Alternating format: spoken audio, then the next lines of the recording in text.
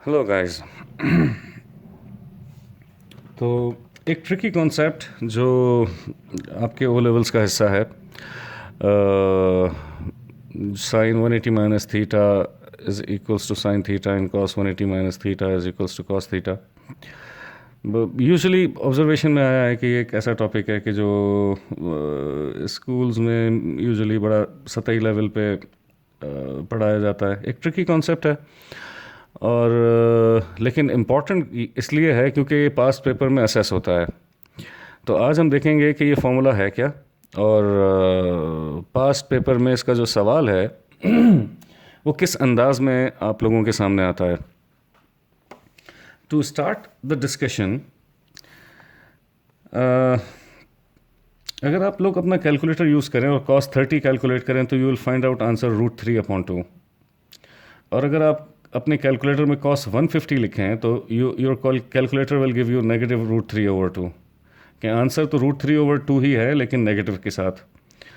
So in a very same way अगर आप अपने कैलकुलेटर में sin 30 निकालना चाहें तो that your calculator will give you the answer 1/2, and if you want to calculate sin 150 then your calculator will give the very same answer which is 1/2।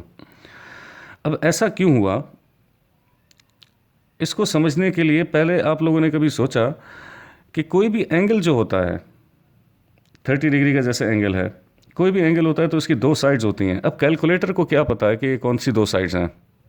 Calculator किस principal पे काम करता है? इनफैक्ट आप जब ये कैलकुलेशंस कर रहे होते हो अपनी ट्रिगोनोमेट्री के सॉल्यूशंस में, अब cos 30 आप लिख देते हो, sin 30 लिख देते हो, तो कैलकुलेटर को क्या पता कि कौन सा ट्रायंगल है? तो पहले तो हम इस बात को थोड़ा सा समझते हैं।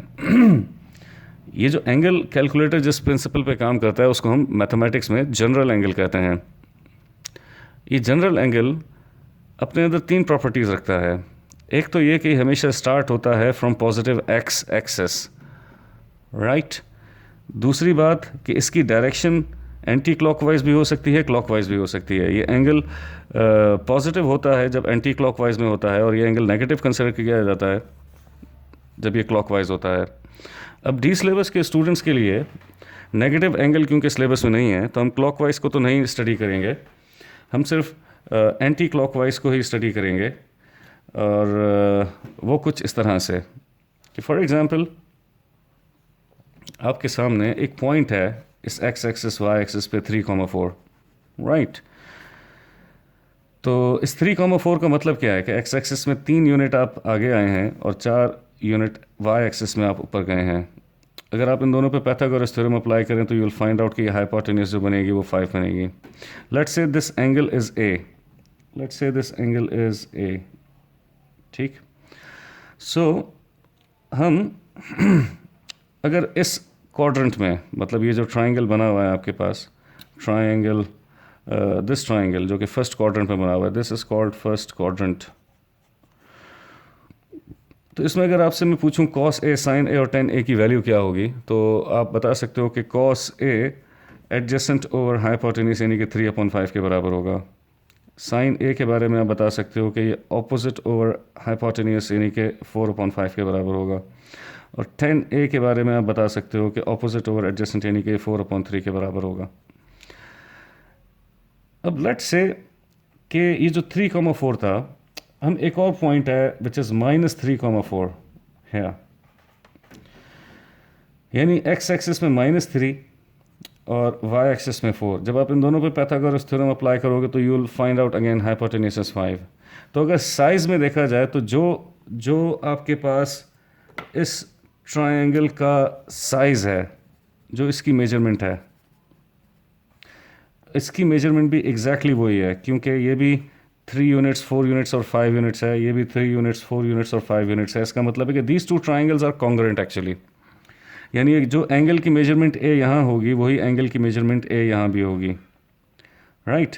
लेकिन अब जनरल एंगल के हिसाब से अब ये ए नहीं तस्वुर होगा। जनरल एंगल के हिसाब से ये एक्चुअली 180 माइनस ए कंसिडर होगा। उसकी वजह क्या है? उसकी वजह यह है कि हम जनरल एंगल की अगर बात करते हैं तो ये हमेशा स्टार्ट अपना पॉजिटिव एक्स एक्सिस से लेता है। तो अगर मैं यहाँ पे एंगल ए की बात कर रहा हूँ तो बेसिकली मैं 180 माइनस ए की बात कर रहा हूँ जनरल एंगल के हिसाब से। अब अगर मैं यहाँ पे cos 180 माइनस ए कैलकुलेट करना चाहूँ तो एडजेसेंट ओवर हाइपोटेन्यूस यानी कि -3/5 होगा, और अगर sin 180 माइनस ए कैलकुलेट करना चाहूँ तो ऑपोजिट ओवर हाइपोटेन्यूस यानी कि 4/5 होगा, और अगर tan 180 माइनस ए कैलकुलेट करना चाहूँ तो ऑपोजिट ओवर एडजेसेंट यानी 4/-3 यानी -4/3 के बराबर होगा। अब ये जो एंगल आपके पास आ चुका है, ये जो दो रिजल्ट्स आपके पास आ चुके हैं इन दोनों ट्रायंगल्स के, इनको ज़रा अगर हम कॉमन इनमें चीज़ें देखें, cos A का जो आंसर था 3/5, cos 180 माइनस ए के आंसर में एक फ़र्क है कि ये -3/5 के बराबर है। तो अगर इस 3/5 की बात अगर मैं करूं तो वो क्योंकि cos A के बराबर था, so we have a formula है, एंड द फार्मूला सेज कि इसमें जो cos 180 माइनस ए है, इसका आंसर cos A जैसा ही आया है, लेकिन इसमें एक फ़र्क है कि इसमें साथ माइनस की साइन थी। तो इसका मतलब है कि we have a formula, we have a relation to use, cos 180 minus A is equals to negative cos A। और इसी तरह से sin 180 माइनस ए का जो आंसर है 4/5, यहाँ पे sin A का आंसर भी 4/5 है।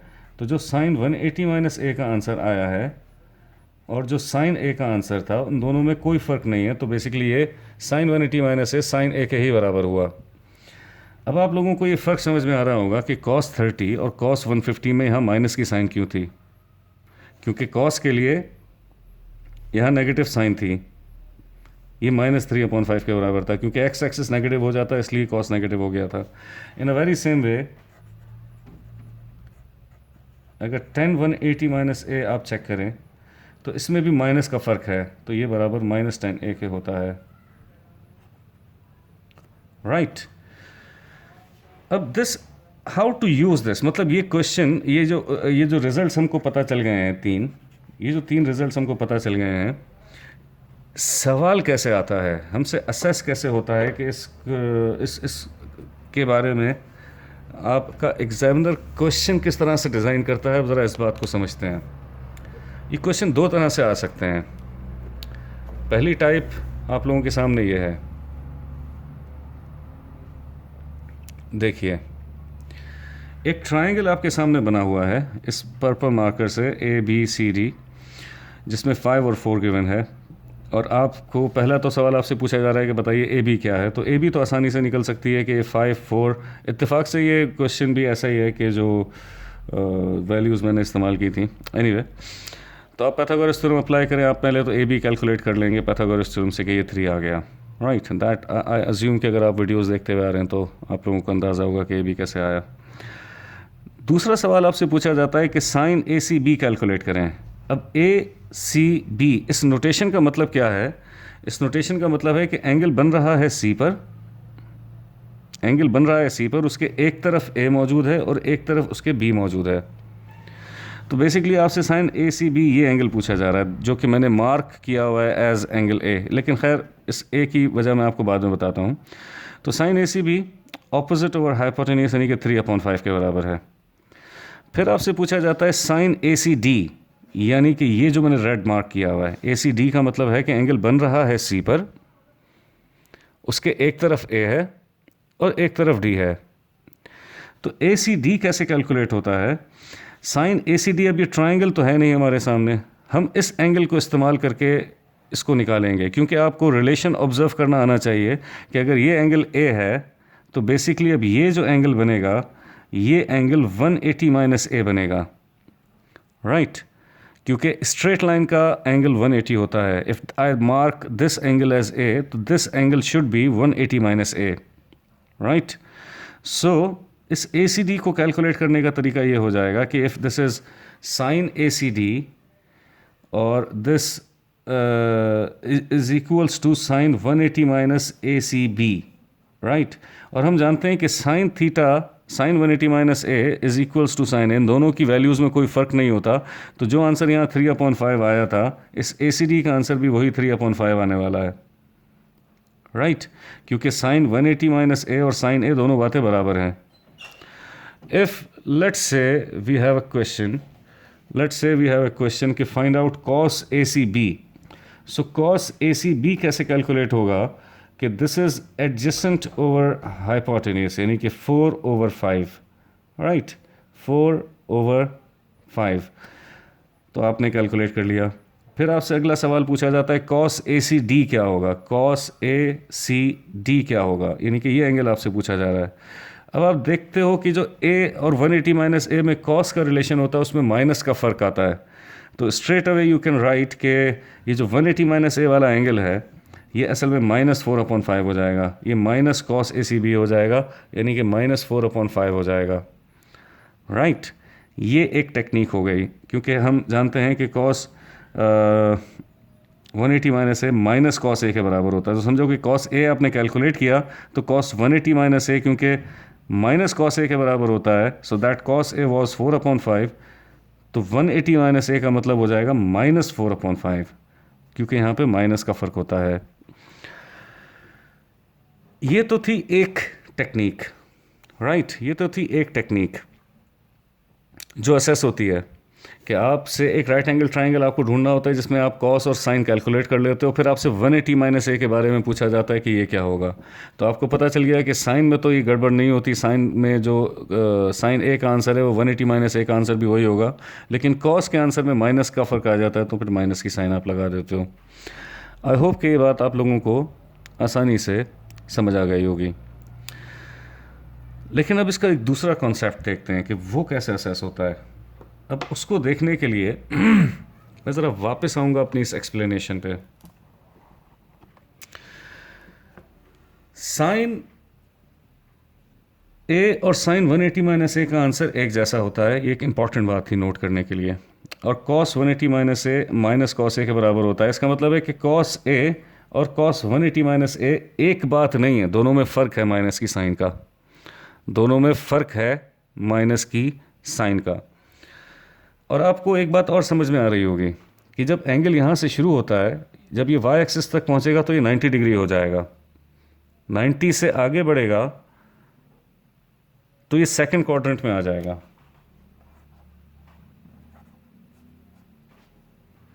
नाइन्टी से आगे बढ़ेगा तो ये सेकंड क्वाड्रेंट में आ जाएगा। अब सेकंड क्वाड्रेंट में आने का क्या मतलब है? सेकंड क्वाड्रेंट में आने का मतलब है कि यहाँ पे x एक्सिस नेगेटिव हो जाएगा। इसीलिए जब ये ऑब्ट्यूस आंसर था, मतलब 90 से बड़ा आंसर था, तो उसमें cos नेगेटिव हो गया था क्योंकि x एक्सिस नेगेटिव हो गया था, राइट। अब इस बात से अब हमारे पास सवाल है असल में कुछ इस तरह से, इधर देखिए। पहले की एल्गोरिथम है, इस एल्गोरिथम को अपने जहन में ज़रा फिट कीजिए और फिर उसके बाद फिर हम क्वेश्चन को देखेंगे कि क्वेश्चन कैसे सॉल्व होता है। देखिए यहाँ पे आपको सवाल में एक रेंज गिवन है 0 to 180। डी सिलेबस में भी 0 to 180 ही की रेंज असेस होती है, इससे ज़्यादा भी हो सकती है। मतलब एंगल आपका 180 से बढ़कर तीसरे और चौथे क्वाड्रेंट में भी जा सकता है। जो एंगल 180 से बड़ा हो जाता है और 360 से छोटा होता है, जो मतलब ये तीसरे और चौथे क्वाड्रेंट में बनता है, इसको मैथमेटिक्स में रिफ्लेक्स एंगल कहते हैं। हम रिफ्लेक्स एंगल पे आएंगे बाद में, क्योंकि फ़िलहाल डी सिलेबस का स्कोप ये नहीं है, क्योंकि मैंने अभी ओ लेवल्स डी सिलेबस को स्कोप करके इस लेक्चर को, इस वीडियो को डिज़ाइन किया है। तो मैं तीसरे और चौथे क्वाड्रेंट पे तो अभी नहीं जाऊंगा, मैं सिर्फ अभी फर्स्ट 2 क्वाड्रेंट में ही रहूँगा, 0 to 180 की रेंज में ही रहूँगा। अच्छा, तो मैं वापस आता हूँ इस एल्गोरिथम पे। 0 to 180 के दरमियान अगर आपको सवाल ये गिवन है कि cos x बराबर है किसी पॉजिटिव नंबर के, इसका मतलब है कि ये जो x आप फाइंड करना चाहते हैं, देखिए क्वेश्चन ऐसा होता है कि सॉल्व का मतलब है कि you are going to find out the value of x, right, value of x that you need to find out.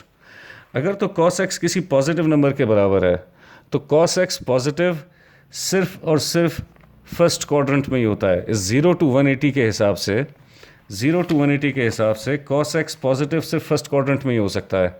Second quadrant में जाएगा तो x एक्सिस नेगेटिव हो जाएगा, इसका मतलब है cos नेगेटिव हो जाएगा। दैट मीन्स हम ये समझ सकते हैं कि अगर cos x पॉजिटिव वैल्यू के बराबर है तो there would be only one answer and that answer would be less than 90 degree, right. अच्छा, फिर दूसरी बात कि अगर cos x नेगेटिव के बराबर है तो अभी भी x का एक ही आंसर होगा, there would be only one answer, and that answer in that case would be greater than 90 degree, क्योंकि हम जानते हैं कि जब ये 90 से बड़ा एंगल होगा तो इसका मतलब है कि आप सेकंड क्वाड्रेंट में आ गए जहाँ x एक्सिस नेगेटिव होता है। x एक्सिस नेगेटिव होने का मतलब है कि cos x का आंसर किसी नेगेटिव वैल्यू के बराबर होगा। तो इसका मतलब है cos x अगर नेगेटिव वैल्यू के बराबर है तो एक ही आंसर आएगा, और वो आंसर जो भी होगा वो ग्रेटर देन 90 होगा। लेकिन तीसरी कंडीशन जो असेस हो सकती है आपसे वो क्या, कि अगर sin x किसी पॉजिटिव नंबर के बराबर है, sin x अगर किसी पॉजिटिव नंबर के बराबर है तो इसका मतलब है कि x के दो पॉसिबल आंसर्स होंगे, x के दो पॉसिबल आंसर्स होंगे, क्योंकि हम जानते हैं कि sin a 4/5 था और sin 180 माइनस ए भी 4/5 था, लेकिन ये एक एंगल a है और एक एंगल 180 माइनस ए है, और उन दोनों पे आंसर 4/5 और 4/5 बन रहा था। इसका मतलब ये है कि there would be two possible answers, one would be less than 90 degree and the other would be greater than 90 degree. एक आंसर अगर ए है तो दूसरा एंगल 180 माइनस ए करके आप कैलकुलेट करेंगे। साइन नेगेटिव हो ऐसा क्वेश्चन आपके पास डी सिलेबस का हिस्सा नहीं होगा, तो मैं फ़िलहाल उस पर उसकी एक्सप्लेनेशन में नहीं जाऊंगा। लेकिन इम्पॉर्टेंट बात यह है कि ये तीन तरह के केसेस आपसे पूछे जा सकते हैं सिलेबस डी के स्फेयर में रहते हुए, सिलेबस डी को सामने रखते हुए। अब क्वेश्चन देखिए, क्वेश्चन ये है कि given that 0 less than x और x लेस देन 180 डिग्री, इसका मतलब सवाल में आपको बताया जाता है कि x जो है वो 0 और 180 के दरमियान है, और आपसे पूछा जा रहा है find the possible values of x if sin x is equals to 0.5। तो अब आप इस क्वेश्चन को ऐसे देखें कि sin x पॉजिटिव है, इसका मतलब है कि दो पॉसिबल आंसर्स होंगे, एक a तो दूसरा 180 माइनस a। तो आपने पहले तो कैलकुलेटर में साइन इनवर्स 0.5 कैलकुलेट किया तो sine 30 x is equals to 30 आ गया, राइट। अब जो दूसरा आंसर होना चाहिए वो 180 माइनस 30 होना चाहिए, यानी कि 150 होना चाहिए, क्योंकि साइन 180 माइनस से और साइन ए एक ही आंसर देते हैं। इसका मतलब है साइन 30 और साइन 150 एक ही आंसर देंगे। हमने इत्तेफाक से ये कैलकुलेट भी किया था कि साइन 30 भी 0.5 था, साइन 150 भी 0.5 था, something from where we started with. दूसरा क्वेश्चन देखिए, cos x नेगेटिव वैल्यू के बराबर है, cos x नेगेटिव हो तो एक ही आंसर होगा और वो आंसर ग्रेटर देन 90 होगा। तो आप अगर इसमें कैलकुलेट करें cos इनवर्स ऑफ 0.866 अपने कैलकुलेटर में, तो you'll find out x is equals to 150 degree, right. So ये 150 डिग्री एक ही आंसर है और ग्रेटर देन 90। अब इसको 180 से माइनस करके दूसरा आंसर निकालने की कोशिश ना कीजिएगा, क्योंकि आप जानते हैं कि अगर cos x नेगेटिव है तो ऐसा पहले क्वाड्रेंट में तो होता नहीं है, cos x पॉजिटिव ही होता है क्योंकि x एक्सिस पॉजिटिव होता है, एडजेसेंट ओवर हाइपोटेन्यूस, राइट। तो एक ही आंसर होगा और वो नेगेटिव वाला आंसर होगा जो कि 90 से बड़े एंगल पे आंसर आता है। Again if you see this question number 4 part C and D, कि sin x किसी पॉजिटिव नंबर के बराबर है, रेंज आपकी 0 और 180 के दरमियान में है। sin x अगर पॉजिटिव है तो इसका मतलब है कि आपके दो आंसर्स हैं, एक आपने सिंपली अपने कैलकुलेटर को इस्तेमाल किया और इसमें लिखा कि जनाब शिफ्ट sin इनवर्स ऑफ 0.4712, तो you will find out one answer 28.11। अब sin x क्योंकि पॉजिटिव नंबर के बराबर है तो इसका मतलब है कि दूसरा possible answer 180 minus this angle, यानी 180 माइनस 28.11। सो आपके पास दूसरा पॉसिबल आंसर 151.88 है, और वजह उसकी यही है कि sin a और sin 180 माइनस ए बराबर होते हैं। अब cos x अगर नेगेटिव है सो आप समझ सकते हैं कि cos x नेगेटिव का मतलब एक ही आंसर होगा और वो आंसर जो भी होगा ग्रेटर देन 90 होगा। क्लियर? अच्छा, एक क्वेश्चन ये भी देखिए कि that is question number 6 in your text book, कि sin x बराबर sin 27 के है for 0 to 180 and find the possible values of x। सो एक x की वैल्यू तो 27 डिग्री हमको नज़र आ रही है, जो दूसरी होनी चाहिए। अब sin 27 आप कैलकुलेट करें तो that would be a positive number, right. sin 27 would be a positive number 0.4539। अब साइन एक्स पॉजिटिव होता है तो साइन एक्स के दो आंसर आते हैं। जो दूसरा आंसर होगा वो ऑफ कोर्स 180 माइनस 27 यानी कि 153 होगा। राइट, सो आई गेस ये बात आप लोगों को अच्छे से समझ में आई होगी।